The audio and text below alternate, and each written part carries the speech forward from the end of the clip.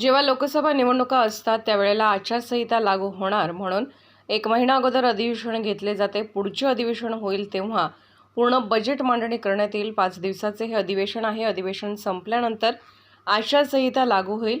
केंद्राचे पूर्ण बजेट मांडल्यानंतर त्याच्या आधारे आपण आपल्या योजना तयार करून मांडतो. निवडणुकीमध्ये ही तुतारी किती वाजेल याबद्दल मी काही सांगू शकत नाही. या वयामध्ये आणि शारीरिक अडचणी असताना सुद्धा शरद पवार रायगडावर गेले हे कौतुकास्पद आहे.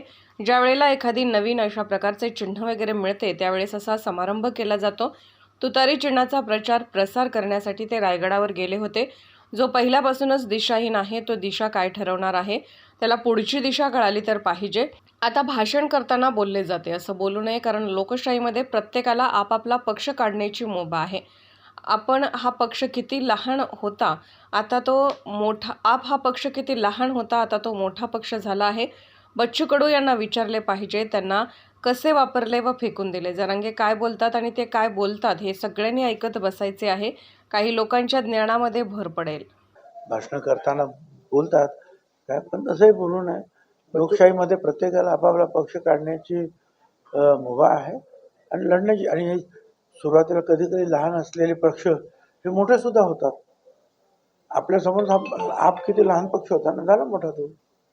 ठीक आहे, ते बोलल्या त्याच्याबद्दल काय माहिती नाही. आता बच्चूंना विचारलं पाहिजे की त्यांना कसं वापरलं, कसं फेकून. ते त्यांनी जरा डिटेलमध्ये सांगितलं तर मग अभ्यास होईल लोकांचा. असं आहे की ज्यांना आरोप करायचे काही करतात आरोप. काय आता ताबडतोब जे अधिवेशन संपल्यानंतर 2-4-5 दिवसामध्ये आचारसंहिता लागू होईल. काय करणार? बरं, नेहमीची पद्धत अशी आहे की केंद्राचं बजेट, जे पूर्ण बजेट जे मांडलं जातं, पूर्ण बजेट त्याच्यावर आधारित मग आपल्या पण योजना ज्या आहेत आपण मांडत असतो आणि तयार करत असतो. हे आता नेहमीची पद्धत आहे. म्हणजे ज्या वेळेला काँग्रेस आणि राष्ट्रवादीचं राज्य होतं त्यावेळेला सुद्धा असंच करत होतं. नवीन काय आहे? खरं म्हणजे बजेट अधिवेशन असतं, परंतु दर 5 वर्षांनी अशी परिस्थिती येते की निवडणुका असतात लोकसभेच्या वगैरे. तर मग अशा वेळेला जे आहे जे मार्चचं अधिवेशन जे असतं त्यावेळेला आचारसंहिता लागू होणार म्हणून ते 1 महिना आपण अगोदर घेतो आणि त्याच्यामध्ये पूर्ण बजेट काही सादर होत नाही. आउट ऑन अकाउंट ज्याला म्हणतो आपण ते सादर होतं, जेणेकरून राज्याचा खर्च वगैरे जो आहे तो सुरू राहतो. आणि मग पूर्ण जे आहे ते पुढचं जे पावसाळी अधिवेशन ज्यावेळेला होईल त्या निवडणुकीनंतर लोकसभेच्या, त्यावेळेला पुन्हा जे अधिवेशन आहे त्याच्यामध्ये पूर्णपणे बजेटची जी आहे मांडणी करण्यात येते. आणि हे अधिवेशन फक्त एक 6 दिवसाचं 5 दिवसाचं अधिवेशन आहे मला असं वाटतं. 5 दिवसाचं. अरे बाबा, ज्याच्या पहिल्यापासूनच जो दिशाहीन आहे तो दिशा काय ठरवणार आहे पुढची? त्याला दिशा कळली तर पाहिजे, योग्य दिशा कुठली. तो स्वतःच दिशाहीन दिशा. आता ही तुतारी किती वाजेल काय निवडणुकीमध्ये याबद्दल काय मी काही सांगू शकत नाही. परंतु एक आहे की आता या वयामध्ये आणि एवढ्या शारीरिक अडचणी असताना सुद्धा पवार साहेब रायगडावरती गेले, हे कौतुकास्पद आहे असं मला वाटतं. आणि ठीक आहे, आता त्यांच्याबद्दल टीका करणं वगैरे ते तर मी त्याच्याबद्दल नाही काही बोलणार. परंतु ज्या वेळेला एखादी नवीन अशा प्रकारचं चिन्ह वगैरे काही मिळतं त्यावेळेला एक असा समारंभ केला जातो जेणेकरून त्या चिन्हाचा प्रचार प्रसार हा मोठ्या प्रमाणात व्हावा. आता तुम्हीच नाही का टीव्हीवर दाखवलं ते रायगडावर गेले, तुतारी वगैरे, त्यातून जो आहे त्या तुतारीचा चिन्हाचा प्रचार प्रसार जो आहे लोकांना झाला म्हणून ते गेलेले आहे. बाकी आता त्यांच्या वय आणि अडचणी पाहतात ते गेलं हे खूप आहे. बाकी काय ते कधी गेलेच नव्हते अशातला काय भाग नाही. आता आयुष्यात गेलेच असणार कधीतरी. जरांगे त्या भ्रष्टाचारासंदर्भात डोकस्फोट करणार आहे. जाऊ द्या, आता ते जरांगे काय बोलतात आणि ते काय बोलतात आता ऐकत बसायचं सगळ्यांनी. लोकांच्या ज्ञानामध्ये भर पडेल.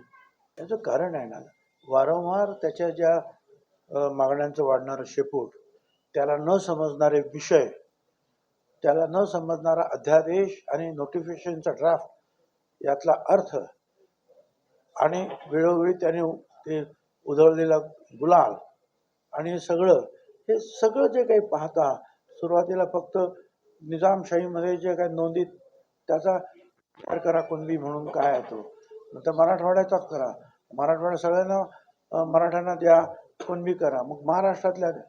आणि मग ते वाढत वाढत वाढत वाढत जे काही चाललं काय, त्याच्यामुळे आता लोक सुद्धा म्हणतात की ठीक आहे, आता मराठा समाजाला स्वतंत्र आरक्षण दिलेलं आहे, मग आता आणखी परत आंदोलनाची गरज काय आहे? रोज उठलं की आंदोलन कर, आंदोलन.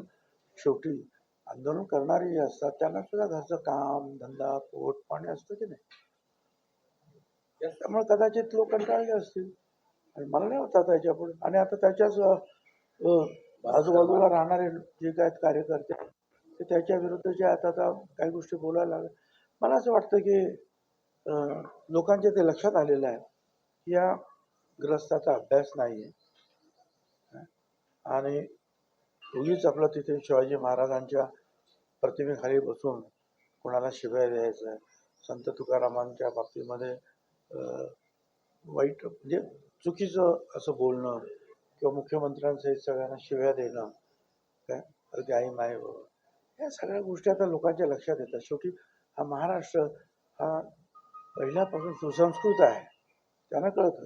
काही वेळा करता तुम्ही हे सगळं वादळ उठवू शकता, परंतु त्याची सत्यता जेव्हा बाहेर पडते मग मात्र ते वादळ तेवढ्याच वेगाने ते संपतं सुद्धा.